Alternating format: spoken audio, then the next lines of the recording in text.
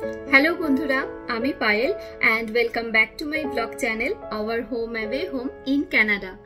आज हलो 21 জানুয়ারি मंगलबार। आज के सकाल थेके बेश भालो रोद उठेছে किन्तु ठांडाओ मारात्मक। माने एखन टेम्पारेचार हलो -11 डिग्री और रियल फिल प्राय -20-21। तो बुझतेई पारछो भीषण ठांडा।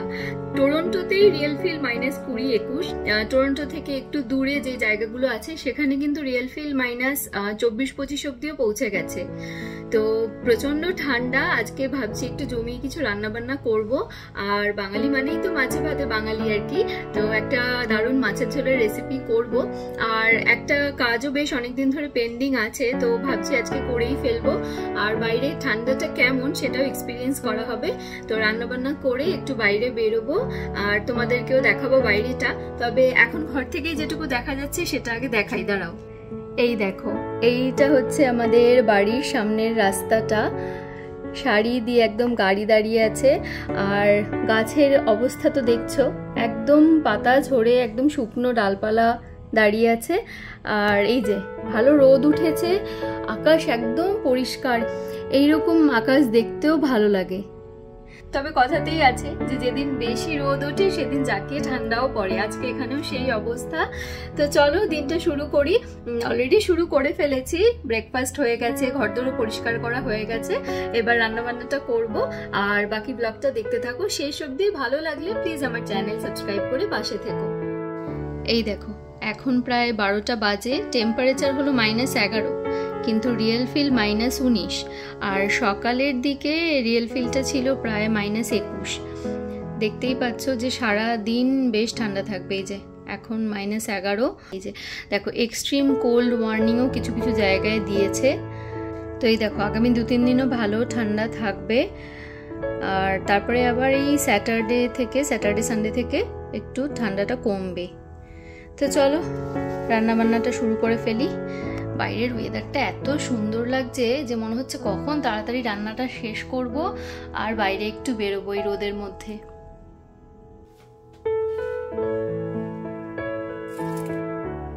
তো চলে এলাম কিচেনে আর আজকে দুপুরে বানাবো পালং শাক আর আলু দিয়ে একটা তরকারি আর সাথে মাছের ঝোল।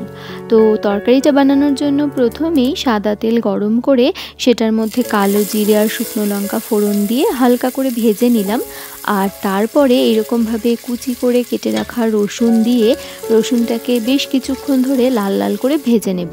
তবে হ্যাঁ, রসুন যেন পুড়ে না যায়, তাহলে সেই পোড়া গন্ধটা পুরো তরকারিতে ছড়িয়ে যাবে। তো এরপর এই কেটে রাখা আলুগুলো দিয়ে তারপরে নুন হলুদ এইসব দিয়ে একটু ভালো করে কড়া করে আলুগুলো ভেজে নেব। তারপর অ্যাড করব পালং শাকটা।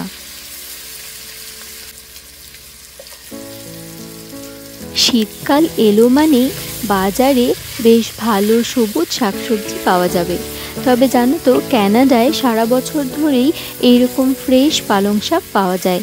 আর পালং শাক আলু দিয়ে এই তরকারিটা আমার সবসময়ের জন্যই বেশ ভালো লাগে।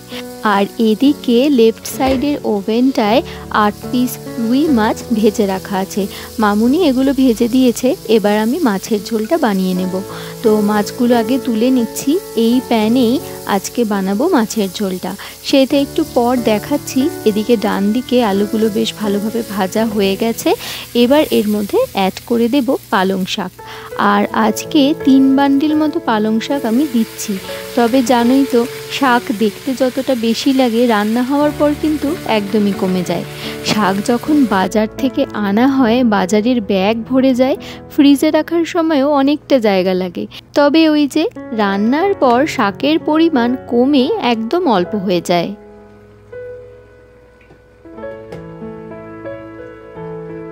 শাকটা ঢেকে 5 মিনিট মতো হাই ফ্লেমে রেখে দিয়েছিলাম। দেখো অনেকটাই নরম হয়ে এসেছে। আর এই অবস্থায় 4-5টা কাঁচা লঙ্কা অ্যাড করে দিলাম। পালং শাক তো এমনিতেই নরম, রান্না হতে বেশিক্ষণ টাইম লাগে না। তো এখন শাক থেকে বেশ জল ছেড়ে এসেছে। তো এবার এটাকে মিডিয়াম ফ্লেমে করে দিয়ে আরও 5-7 মিনিট ঢেকে রাখবো।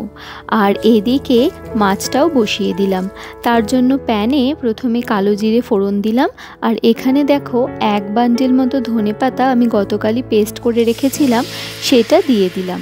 আর তারপর এর মধ্যে অ্যাড করব হলুদ গুঁড়ো, লঙ্কা গুঁড়ো আর কয়েকটা কেটে রাখা টমেটো। আর তারপরে এটাকে হাই ফ্লেমে দিয়ে ঢেকে কিছুক্ষণ রেখে দেব। টমেটোগুলো আপনা থেকেই নরম হয়ে যাবে। আর হ্যাঁ, এই অবস্থায় 1 চামচ মতো নুনও অ্যাড করে দেব।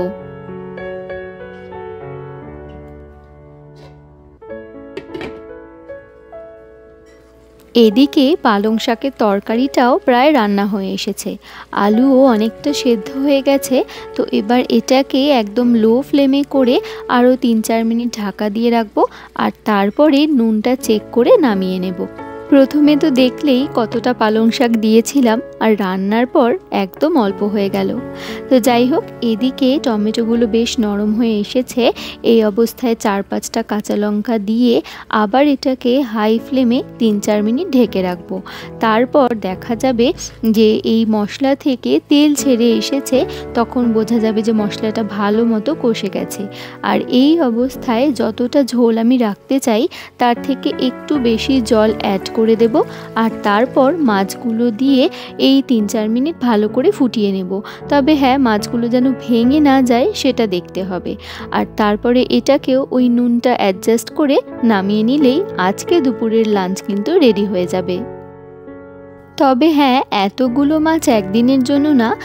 জেনারেলি আমি আর মামুনি রুই মাছ খাই, সায়ন্তন খায় না। তো একেবারে আমাদের দুজনের জন্য 2 দিনের মাছের ঝোল করে রাখলাম। সত্যি কথা বলতে রোজ রোজ রান্না করতে ভালোও লাগে না, আর এখানে তো সব কাজ নিজেরাই করতে হয়, তাই সময়ও হয় না। এই দেখো, তোমাদের সাথে কথা বলতে বলতে রান্না রেডি হয়ে গেছে। পালং শাক আর আলুর তরকারি আর গরম গরম ধনে পাতা দিয়ে মাছের ঝোল। চলো এবার খাওয়া দাওয়াটা সেরে নেওয়া যাক। এখন বাজে 3টে। তো খেয়ে দিয়ে বেরোলাম। অ্যাকচুয়ালি ভেবেছিলাম রান্নাবান্না শেষ করেই বেরিয়ে যাব, এসে লাঞ্চটা করব, কিন্তু রান্না শেষ হতে হতেই প্রায় 1:30টা বেজে গেল। তো ভাবলাম স্নান খাওয়া দাওয়া করেই বেরোই। বুঝতেই পারছো, মানে শীতকালে দুপুরে মাছের ঝোল ভাত খাওয়ার পর বেরোনোটা, মানে সেটা যে কি কষ্টের, যারা বাঙালি তারা বুঝতেই পারবে। তো বেরিয়ে দেখছি যে ভালোই ঠান্ডা আছে, মানে প্রথম 4-5 মিনিট অতটা লাগছিল না, কিন্তু এখন বেশ এই গালগুলো একদম ঠান্ডায় জমে যাচ্ছে, হাতও জমে যাচ্ছে। তো বেশিক্ষণ ভিডিও করতে পারবো না।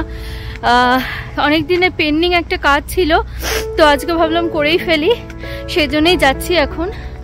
তো এখন রিয়েল ফিল -18, কিন্তু দেখো বরফ কিন্তু পড়ছে না। আগে আমি ভাবতাম যে টেম্পারেচার 0-র নিচে নেমে যাওয়া মানেই বরফ পড়বে, কিন্তু অনেক সময় হয় পজিটিভ টেম্পারেচারেও বরফ পড়ে।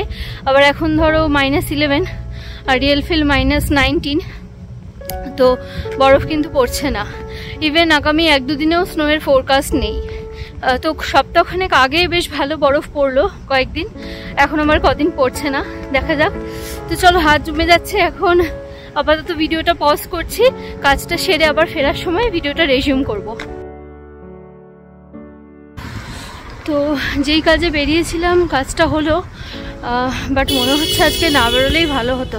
প্রচণ্ড ঠান্ডা, একদম মুখের যেটুকু পোর্শন ফাঁকা আছে পুরো জমে যাচ্ছে।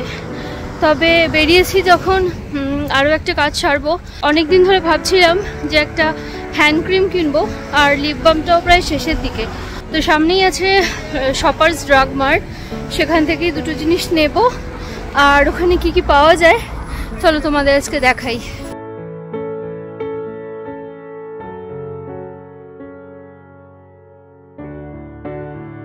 এই ধরনের স্টোরগুলোতে জেনারেলি বিভিন্ন রকমের জিনিসপত্রই পাওয়া যায়। তো এখানে দেখো আইল নাম্বারের পাশে লেখা আছে যে কোন আইলে গেলে কি কি জিনিস পাওয়া যাবে। এটা বেশ হেল্পফুল। প্রথম এসে আমার একটু অসুবিধা হতো, তো এখন এই আইল নাম্বার দেখে আমার কোন জিনিসটা চাই সেটা খুব ইজিলি খুঁজে পেতে পারি। আর এই শপার্স ড্রাগ মার্টে কিন্তু ট্রাভেলের জন্য বিভিন্ন জিনিস ছোট সাইজেরও পাওয়া যায়, যেমন ধরো শ্যাম্পু, তারপর শেভিং ক্রিম, মাউথ ওয়াশ, এইসবগুলো এখানে আছে। তো আমার প্রথমেই লাগতো একটা হ্যান্ড ক্রিম, তো খুঁজতে সেটা পেয়ে গেছি। এবার দুটো ব্র্যান্ডের আছে, নিউট্রিজিনাটা আমার পরিচিত ব্র্যান্ড, তবে ওটায় মাত্র 50 ml আছে, আর পাশের যে ব্র্যান্ডটা ওটার 200 ml সেম প্রাইসে পাওয়া যাচ্ছে। তো ভাবছি ওই নতুন ব্র্যান্ডটাই নেব। আর এরপর লাগবে লিপ বাম, তবে সেটা খোঁজার আগে দেখো এখানে নিভিয়া, ভেসলিন, এইসব ব্র্যান্ড যেগুলো আমাদের খুব পরিচিত, ছোটোবেলা থেকে ইউজ করে আসছি, সেগুলোর কিন্তু বডি লোশন, ফেস ক্রিম সব পাওয়া যায়। তবে আজকে আমার এগুলো কিছু লাগবে না, তাই কিনলাম না। আর এখন একটু এগিয়ে চলে এসেছি যেখানে বিউটি প্রোডাক্টসগুলো আছে। ক্যানাডার মানুষজন জানো তো নিজেদের স্কিন কেয়ার, রূপচর্চা এইসব ব্যাপারে ভীষণ সচেতন, তাই এখানে বিভিন্ন শেডের নেল পলিশ পাওয়া যায়। আর লরিয়াল, রেভলন, মেবিলিন এইসব আমাদের চেনা ব্র্যান্ডের জিনিসপত্র কিন্তু এখানে পাওয়া যায়, তবে প্রাইসটা অবভিয়াসলি বেশি। যেমন দেখো এখানে মেবিলিনেরই একটা ফাউন্ডেশন তোমাদের দেখাচ্ছি, যেটার অরিজিনাল প্রাইস ছিল $18, তবে সেলে $9, মানে প্রায় 550 ইন্ডিয়ান রুপিস। তবে এইটাই যদি তুমি কলকাতা থেকে কেনো তাহলে আই হোপ 350-400 টাকার মধ্যে হয়েই যাবে।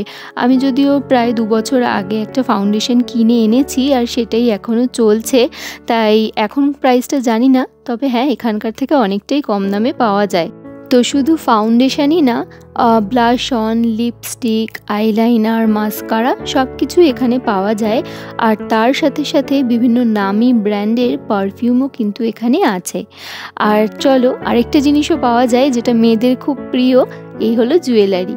তো এখানে জুয়েলারিরও ভালোই স্টক থাকে, তবে আমি অন্যান্য জায়গা থেকে কিনে দেখেছি যে সেইখানকার দাম শপার্স ড্রাগ মার্টের থেকে একটু কম হয়, তবে কালেকশন এখানে ভালোই। যাই হোক, আমার আজকের কেনাকাটি হয়ে গেছে। মেবিলিনের লিপ বামটা নিল $10 আর লেফট সাইডের হ্যান্ড ক্রিমটা $11.5, দুটো মিলে ট্যাক্স দিয়ে পড়লো প্রায় $24.5। এখন প্রায় 4:15 বাজে, তো শপার্স ড্রাগ মার্ট থেকে বেরোলাম ওই দুটো জিনিস নিয়ে, আর বাড়ি ফিরছিলাম। কিন্তু অনেকদিন ধরে ইচ্ছা হচ্ছে যে ঠান্ডার মধ্যে একটু ঠান্ডা আইসক্রিম খাবো, তো সামনেই আছে ম্যাকডোনাল্ডস, ওখান থেকে একটা আইসক্রিম কোন নেব। তো চলো দেখাই তোমাদের কোনটা নিচ্ছি। আমার ব্লগ যারা রেগুলারলি দেখো তারা হয়তো এই জায়গাটা চিনতেই পারবে। এইখানে প্রায়ই আসি নো ফ্রিলসে বাজার হাট করতে, আর এই বিল্ডিংয়েই একদম সোজা আছে ম্যাকডোনাল্ডস।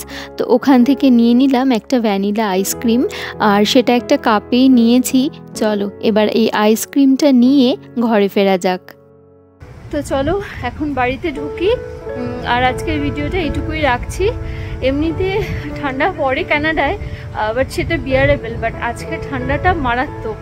এমনিতে আমরা এখানে 2-3 লেয়ার পরে বেরোই, মানে ধরো ভেতরে একটা গরম জামা পরেছি, তারপর একটা হালকা সোয়েটার বা জ্যাকেট, তারপর একটা ভারী জ্যাকেট, এরকমভাবে বেরোই।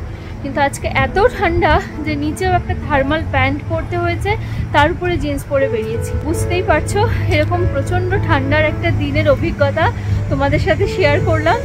ব্লগটা কেমন লাগলো অবশ্যই কমেন্ট করে জানিও। ভালো লাগলে প্লিজ আমার চ্যানেল সাবস্ক্রাইব করে পাশে থেকো। সবাই খুব ভালো থেকো, সুস্থ থেকো আর আনন্দে থেকো।